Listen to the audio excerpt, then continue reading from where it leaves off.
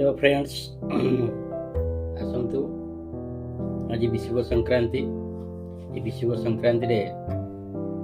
मोर lunch रे कौन खाऊची तो आज लंच रे सेमती किसी प्रिपरेशन करिनी तो रुटी ये जो बारमासी नाड़ी सिझा बोईतालु बाइगण फूलकोबी गोटे भजा भाजती सहित दही दही डाली टिके करथिली देखो डाली डाली सहित सालाड टिके सालाड रे गाजर अच्छी टमाटो अच्छी काकुड़ी अच्छी तो ये सब जिनस को नहीं आज कष्टे मष्टे दिन टी मु पारे भी से योजना रे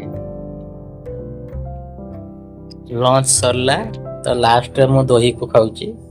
तो दही रे टिके जगेरी पकेची दहीटा टिके खट्टा ही इतला तो सेति टिके हाफ स्पून